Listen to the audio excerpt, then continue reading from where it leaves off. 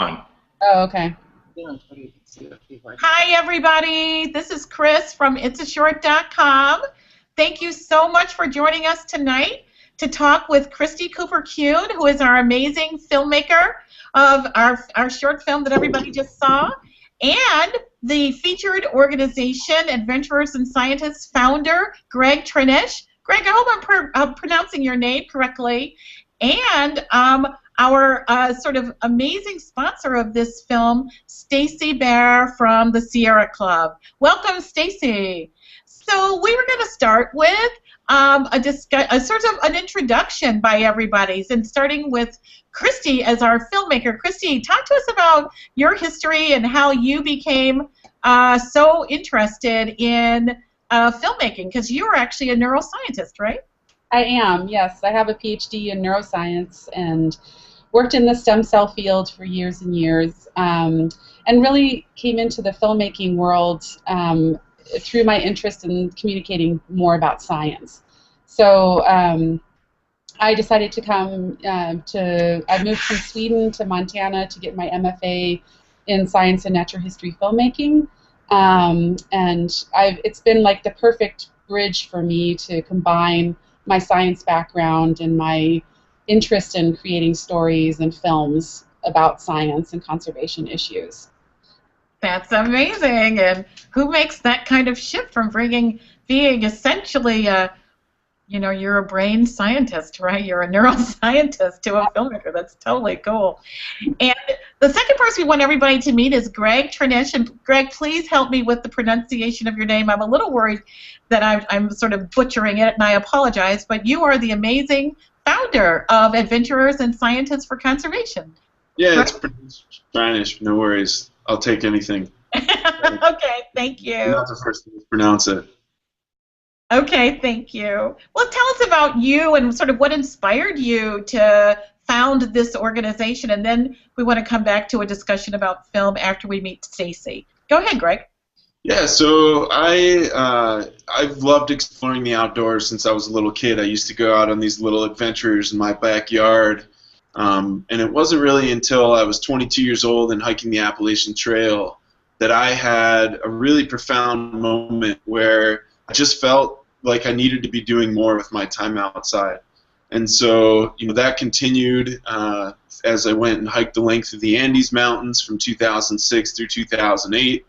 And when I got the National Geographic Adventure of the Year award for that, wow. I did not know that, Greg. Did not know that. Yeah. I was exposed to a lot of people like Stacy who love the outdoors like I do, but we're also looking for a way that they can contribute with their time outside.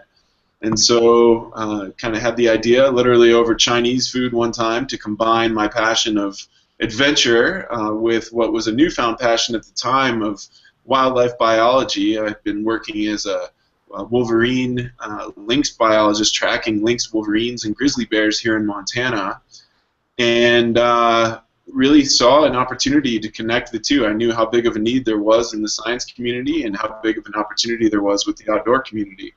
And so I married the two and started ASC back in January of 2011. Oh, wow. That's pretty amazing that you've been able to accomplish so much in a relatively short period of time. But thank you very much. And Stacy Bear, who is sort of the, sort of a major force behind this amazing short film. Stacy, tell us all about you. I met Greg through I started a nonprofit called Veterans Expeditions with a friend of mine, Nick Watson, and we were both service members and veterans and found the outdoors as a way to help us deal with a lot of our adjustment issues. And Greg actually used to work for Nick, and from there I went on to work with the Sierra Club, where I now run our volunteer-led outdoor programs through Sierra Club Outdoors. And at the time, we had some opportunities and some money that we wanted to invest in other programs to help get the word out about conservation and the outdoors and how those two things could go together. And Greg's work is a natural with what we're doing, because we want to, the Sierra Club's motto is explore, enjoy, and protect the planet. And I think Greg does that, better than most, and really has a direct tie to conservation. So working with the military, we wanted to bring, my brothers and sisters who'd been fighting for this country at one level or another out to see what they had been fighting for. And when Greg talked about, hey, and we have an opportunity to make a film about it, I was really excited, and we jumped on board. And not to be outdone by Greg, I was lucky enough to be named an Adventure of the Year last year. What? So in many ways, by National Geographic. So for the most part, I just try and follow what Greg's doing and try and mimic it as best as possible. And I think he's got, and maybe Christi now, I don't know, between Greg and Christi, I think they have the two coolest jobs on the planet. So it's really cool that we get to be able to be a little part of helping this amazing story be told, and hopefully inspiring and engaging more people to get out. So I believe that this is the first time for all of our viewers that we have 3 winners of 3 distinctly different organizations, all as part of our community tonight. So thank you. Well, we didn't even know that. It was like, that's like a total bonus. Well, thank you, Beth. Thank you, Stacy. That was great. Christi, can you talk to us about the making of the film and working with Greg? And then Stacy, I don't know. I know that you guys were the primary funders of making the film, but I don't know whether or not you were actually contributing to the content as well.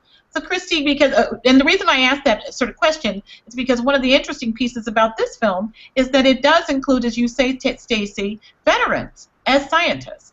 So Christi, can you talk about the making of the film? Yeah. So when Greg approached me about creating the film, we talked about.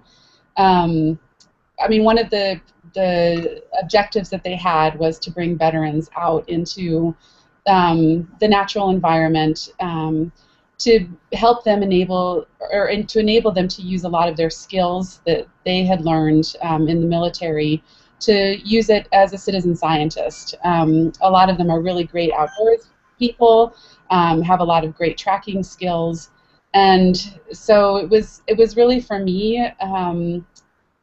All about just following them, helping them to tell their story.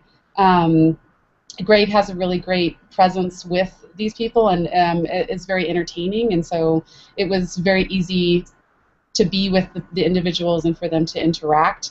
What was the other question? Well, no, my main question was, as you were making the film, sometimes there are like really funny stories about the film, and this one is kind of cool because, you guys were really talking, you were tracking grizzlies, you know what I mean? Yeah. Yeah, go ahead. One of the big challenges for me was that I did this solo, and we were literally hiking all day. Although it was a slow pace, which was great for me because I had a lot of equipment that I was schlepping along with me. But that was definitely a challenge to be out there with all my gear, trying to keep up with these adventurers and film what they were doing. Another big component of this is that I grew up in Colorado.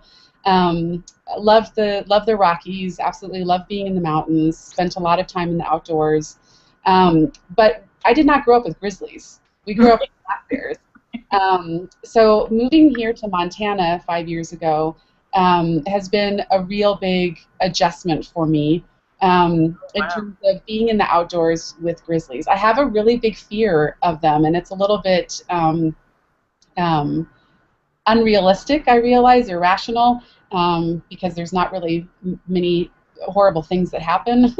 But it was really great. The longer that I spent with them that weekend, and the more that Greg was able to share about the grizzlies and their habitat, looking for tracks, looking for hair on the trees. I learned as much as the people did that had joined the adventure. And for me, it was a great experience. Aside from being able to film them, because it really quelled a lot of my fears about grizzlies. I felt more educated after the weekend. So that was really a cool, benefit from having made the film for them, is that I felt like I got this huge educational experience for myself. Oh, wow. Well, I want to ask Greg. Greg, there were a couple of sort of pieces of this film that I thought were amazing, starting, of course, with veterans as citizen scientists. The second question I was going to have was, how long did this take? I didn't realize it was a weekend. And the third is about the Tobacco Root Mountains, which are pretty amazing. Just the sheer beauty and majesty of that mountain range. So talk to us, Greg, if you would, about why you thought film was the best medium to tell this kind of story. Yeah, I think, there's a number of concepts there. I mean, the first thing is, so Christi was with us for a week, and we actually did do 3 weekends with the Sierra Club. Oh, okay. We were able to bring out more veterans that way. Okay. And one of the great powers of working with citizen scientists, and especially those that are as attuned as veterans, is that we can really hit a large area in a really short period of time, and that makes it so that we can get really good data with a lot of people. We can get a ton of eyes out on the ground to observe, and as long as we can give them the experience to or the tools to make a difference and to actually contribute with their time outside, it's really spectacular what we can accomplish. I love that concept of citizen scientist, and then as I'm thinking about the veterans who Stacy made reference to the fact that these guys are literally veterans. I mean, really, sort of recently returned. Does that mean that their ability to sort of be in the Tobacco Root Mountains and being on the trails, like they were very skilled that way because of their training? Do you think? Yeah, they were, and maybe Stacy can talk more just to the unique skills that veterans bring to our work. From my perspective, we get people, it feels really good to be able to give back and to give them an opportunity to contribute in this other way. People who have contributed so much to us, and then, they do bring an incredibly specialized skill set, like you saw in the video there. They might be tuned into looking for rust on the barrel of their gun, but whatever it is that they're tuned into, they are hyper aware in the ecosystem, and it makes it so that they're really capable observers. I don't know, Stacy, do you have more thoughts on why veterans are so well suited for this work? Excuse me.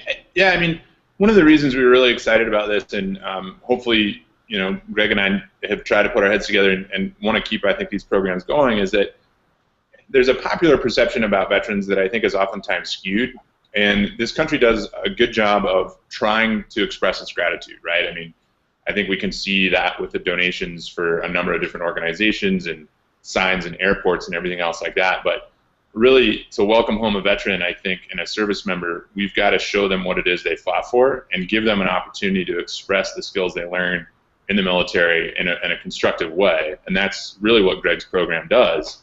And I think a lot of outdoor programs do, is that we get them out and we say, look, we need your skills in a way that nobody else can really offer you on how to use these skills, right? I mean, the skills of moving slowly through the woods and really paying attention and saying, look, whereas being hypervigilant in most situations, we want to help you so that you're not always hypervigilant, but here, that can be a positive.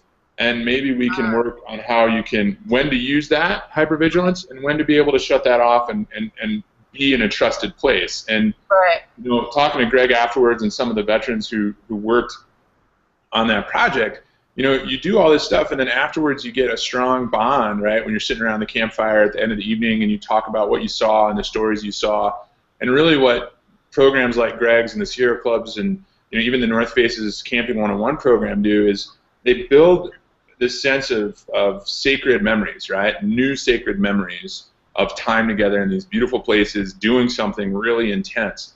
And we thrive on that. I mean, that's why we joined the military. We wanted to serve. We wanted an intensity of purpose that is difficult to find outside of the military. And adventure science and outdoor programs provide that intensity of service. And, people always say things like, well, how do you treat a veteran? And I think Greg's program and the way Christi presents veterans in the film are the way you should treat a veteran, and that's like a person, and I think they do a great job of that. Right? Yeah. And I think this is something that Greg's program and others do really well, is it's an important part of the narrative to show who we are as people, and focus on the positives we bring as opposed to focus on, I had PTS, I had adjustment issues, but, look at how strong I can be. And I think Christi does a good job of pulling that out without being melodramatic or over patriotic. I mean, it's not like, you know, the film is definitely not Team America, which is a wonderful thing. And but that's why we wanted to do that as well, is to help bring that all together. So I think well done by the filmmakers. And we just stepped back and said, you guys know what you're doing. Greg, we trust you. Here's one of our country's greatest resources. Don't mess it up. And I think one of the other really cool things is, like, the participant stories didn't all come out, but, you know, through Greg's program, we got guys who are working in the Bakken oil fields in North Dakota down to Montana to talk about conservation and get really into it. Oh, so wow.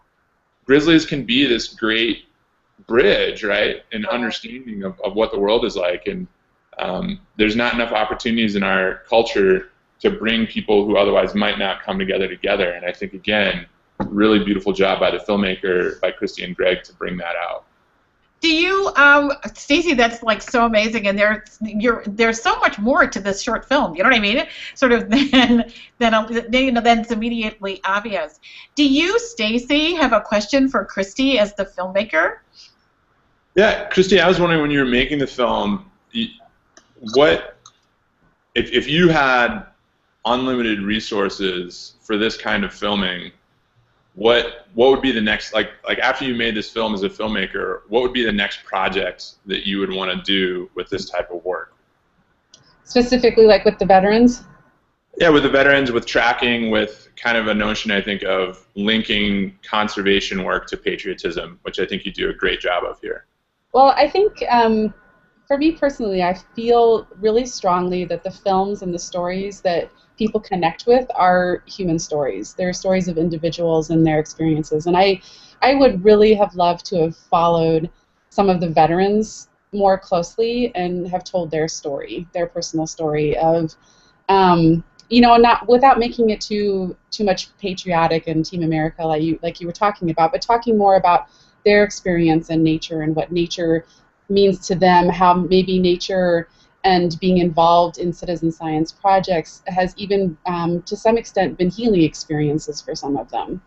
I know that some of them that I spoke with, they said to be out in nature, to be out in these beautiful places after seeing a lot of the combat and horrible things that they had seen, was a very healing, nurturing experience for them. So I think it would be really interesting to follow through on more individual personal stories, because I think people really connect to that. And if we want people, to care about nature and to care about conservation, care about making those changes, I think the way to draw them in and connect them is through personal stories. Okay.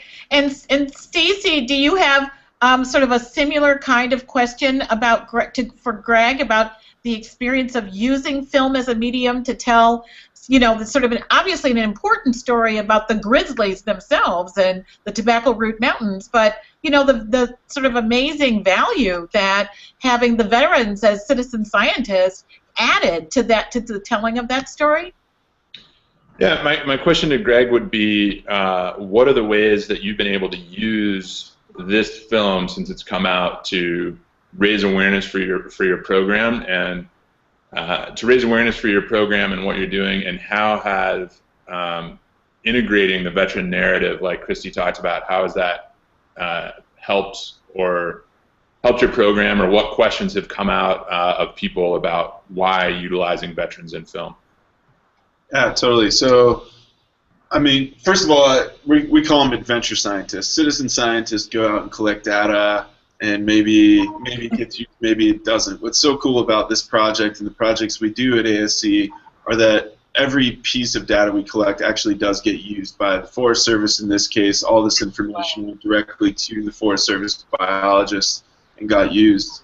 For us to bring an audience along and to show them what we can accomplish out there and what we can do, it is an incredible tool for us to have a film like this, because it not only brings you along. I mean, we live in a world that is driven by media and online media, and when we can put something like this up online, and when we can use this on our website, or when we can, show another group who's interested in something like project with us, when we can show them what it's like to be out with adventurers and scientists for conservation, that tool is incredible for us, and there's no other way to illustrate that story, right? I'm the chief spokesperson for the organization, and I can go out and tell people what it's like to be with us. But when you can actually come along in the way that Christi captured the mood of being out there and the feeling of being out there and the camaraderie and the laughter. I mean,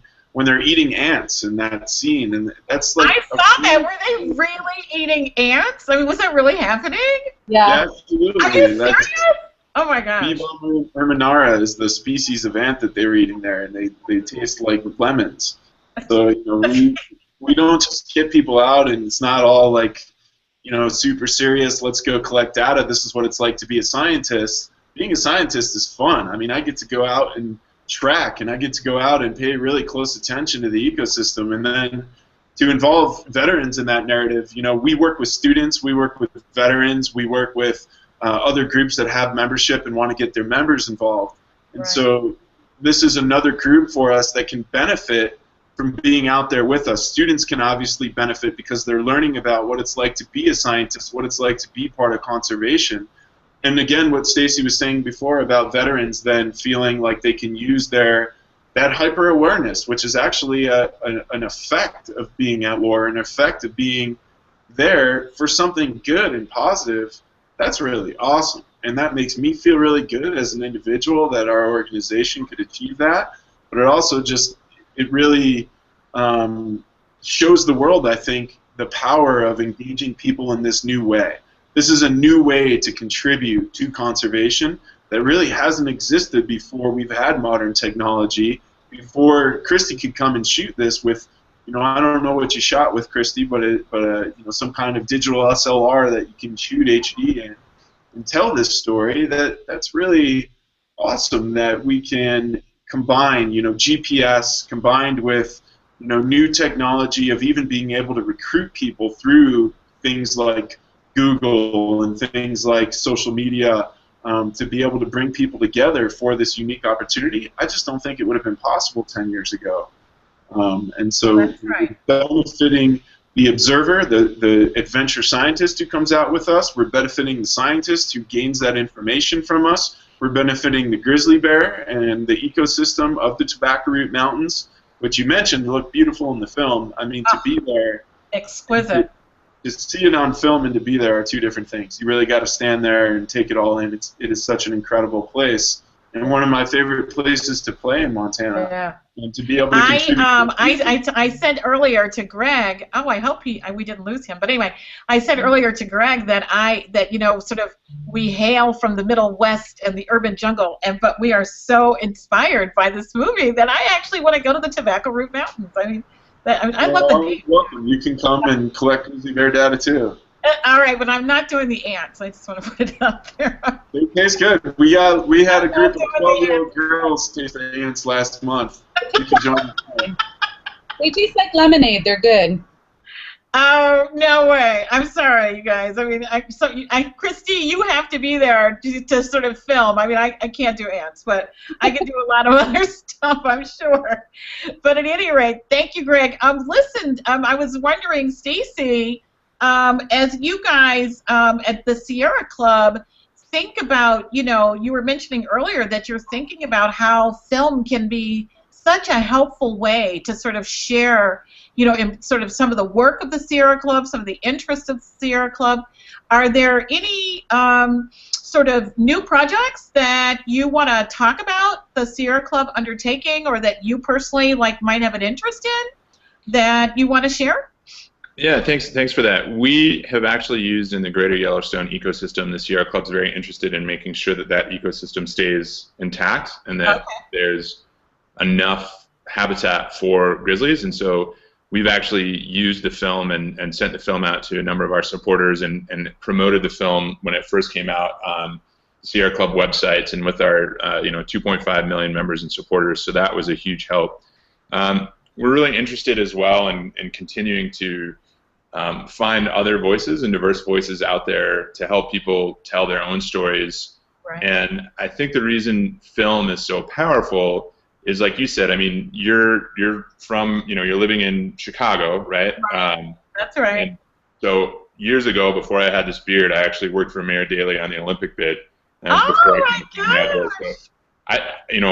I've had lemonade on the south side and in Little Mexico as well, and I think we could sell ants there. We could set up a little ant booth and sell on a hot summer day, and maybe that's a way. But film allows people to connect to individuals in that it's sometimes difficult to reading.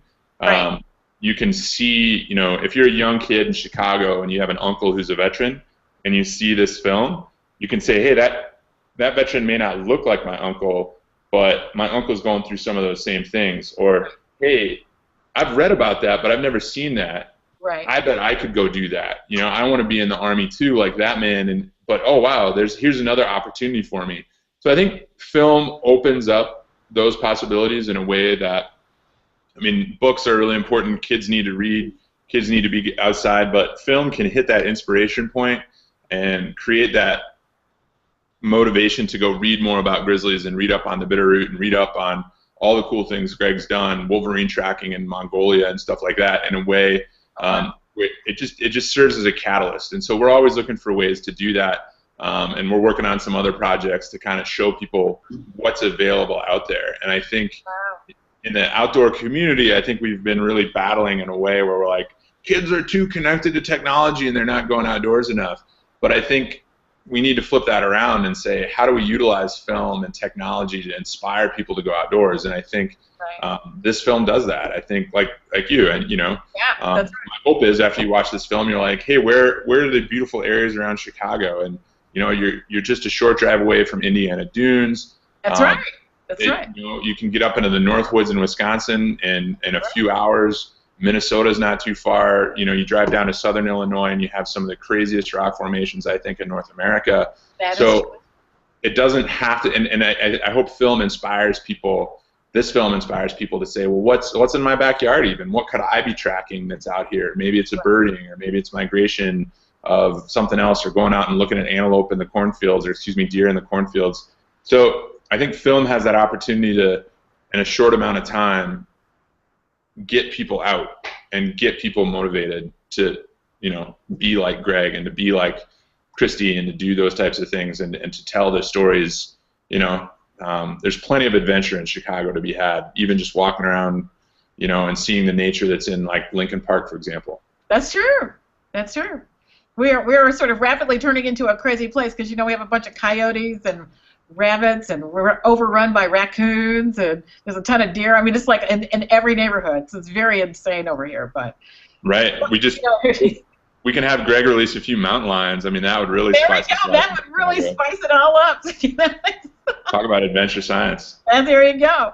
Greg, what can you say to us about some of the new sort of projects that you guys at Adventurers and Scientists also want to think about or are in the midst of doing that you might want to share?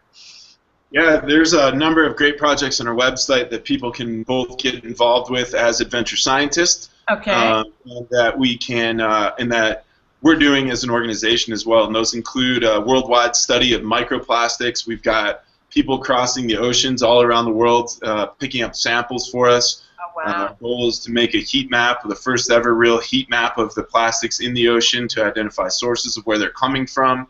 I'm headed to Botswana in just 7 days to begin a project in the newest UNESCO World Heritage Site.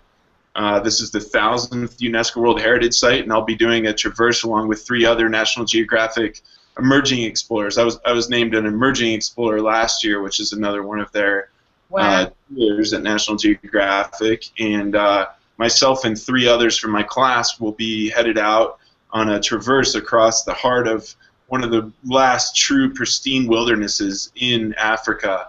And we're going to be on top of hippos and crocs and lions and anything you can imagine.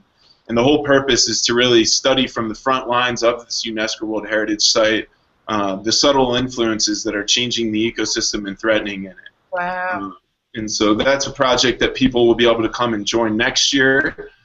We've also got ongoing studies of high mountain ecosystems that mountaineers and skiers can get involved with. We've got projects like our our fertilizer and pesticide runoff project that people will be able to start collecting samples from in the next couple months, and just really we try to hit a lot of ecosystems across the board. And I'm pretty excited where our Botswana project is going to take off here soon. I leave, like I said, in just 7 days. So that's pretty amazing. How long are you going to be gone for? It's a very quick trip for me. It's 15 days door to door, but it's the first of what will be probably a dozen trips over the next year or so. Oh my goodness. Christy, you gotta go with him so you can film. It'd be awesome. Stacy, you gotta support Christy on this. Yeah, I actually lived in Botswana when I was a kid, so it's, you know, when Greg first brought this up, I was like, you know, take me back home, buddy. Oh, there we go. Greg, you got a whole team of folk. You don't even need to recruit. Yeah, I think recruiting for this one will be easy. These aren't the first few who have expressed interest in joining. But they have a golden ticket to come. They can come and join next year. Oh, wow. That's totally cool. Christy, can you talk to us about some of the projects that you are beginning to work on or are working on now that you want to share with people? Yeah, I've been working with a group of conservation biologists, the Smith Fellows. I'm going to be kind of doing some PSA promo work for them. It's interesting because it's a nice combination of, instead of working with the adventurers like I've been working with Greg, I'll actually be working with the conservation biologists that are needing a lot of this information. So that's a really cool project. I'm excited to be working with the scientists on that. I've also, the last few years, worked with an organization on a climate change campaign, and have helped to produce a series of short films for them. We are just starting to create another short film about a local initiative that took place in Eugene, Oregon, with a bunch of youth who basically got the city to vote on a strict ordinance for reducing carbon emissions in their city. So that's a short film that I'll be working on this fall. Oh, that's totally cool.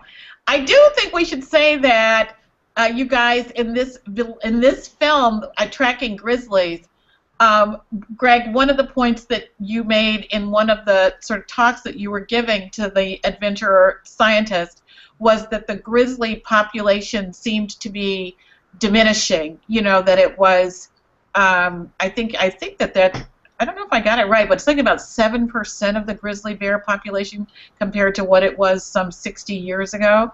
But do you want to say anything, Greg, about, you know, what happened to the grizzlies, or just since that was the subject of the short film? Yeah, I mean, it's grizzlies and so many other species, and I think that it's important to remember the history of our country, and as people moved west, this manifest destiny and the claiming of land as people's destiny meant that there was the elimination of many of our predators that need to traditionally exist in an ecosystem, and that we need to have in an ecosystem in order to have a fully functioning and healthy ecosystem. And so that includes mountain lions and grizzly bears. And you know, Wolverine is a perfect example of something that's been trapped out of existence or close to it. It's not out of existence, but we're getting there. And groups like the Sierra Club in the last really couple decades have really worked hard to restore what once was. And the grizzly bear is actually on the rise in its numbers, at least in the greater Yellowstone ecosystem. But if you look at the landmass that we currently have grizzly bears existing in the lower 48 states, it is a very, very small fraction of what once was. These were a species that lived all the way down to the Gulf of Mexico, all the way out to the the Mississippi River. Oh, wow. And they're no longer there. And it's going to be a very, very, very long time before those come back. But the numbers in concentrated areas, like in the greater Yellowstone, are on the rise, and that is great conservation work of groups like the Sierra Club and others. Right. I was going to say, it seemed like Stacy was making that point as well. Yeah, and I mean, one of the other things that's really iconic about the grizzly bear when I look at it, you know, as a veteran come home and dealing with my own substance abuse issues and mental health issues, you know, there's a veteran, a guy named Doug Peacock, who's a Vietnam veteran, who found his healing in the Bitterroot and in Montana and in the Gallatin area, and he spent a lot of time with bears, and he spent a lot of time with grizzlies, and that's a book that's motivated me, and I look up to Doug Peacock as one of the individuals who really helped veterans to get back to the outdoors and recognize that our salvation is in nature, and it was with grizzly bears. So I think there's kind of a beautiful symmetry of this project and this film of getting veterans back to Montana and back to grizzly bears. And if you've ever seen a bear up close, or even in a museum, I think, and you know, a lot of Lopez talks about this in Winter Count with polar bears, but in the book Winter Count. But when you see bears, there's this moment in the museum or when you see them in the wild where you're looking at them or they're looking at you, and they're going to take your salmon or whatever it is if you get to be up in Kodiak or someplace like that. And there's a real humanity that you notice. Like, I mean, the whole concept of brother bear and everything else like that is very real, and I know it kind of sounds all hoodoo voodoo, but it's pretty amazing. And I know Greg and Christy can probably speak to that, but even black bears, you can see that a little bit, but definitely with the grizzly and the Kodiak and some of the larger bears, you see that. And you know, a guy like Doug Peacock recognized that very early on, and Doug has paved the way to make it easy for folks like myself to you know, literally find salvation in the outdoors. So I think there's a beautiful symmetry there in what Greg is doing.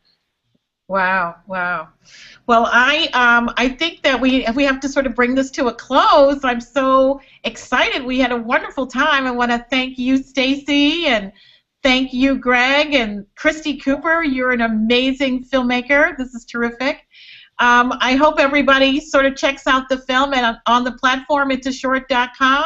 It's going to be available for the next three days, and we're excited to sort of continue to both write about and tweet about the tracking grizzlies, and of course to know more about the work of Stacy, Greg, and Christi. And Greg, I really think you should consider taking Christi and Stacy with you to Botswana, but I'm just going to put it out there. Anyway. Cool. Just to speak to Brother Bear, here's the real Brother Bear here. And that's the real Brother Bear. Oh, that's totally cool. Oh, my God. Are those shirts available? Can we get those from your website? My mom bought me this shirt knowing how much I love bears, and it was actually a total coincidence that I wore it today. So. Are you serious? Yeah. Oh, we got to get that. Don't you, Stacy? Don't you think we got to get that? That's a terrific shirt. I do. I could show you some tattoos, but I know there's kids watching at home, and I don't. That's right. No. It's a short. We're all about short film here. So, yeah. Anyway, thanks everybody for participating. Thank you to the viewers. Check out the short film on itsashort.com. Good night, everybody. Good night. Good night. Thanks.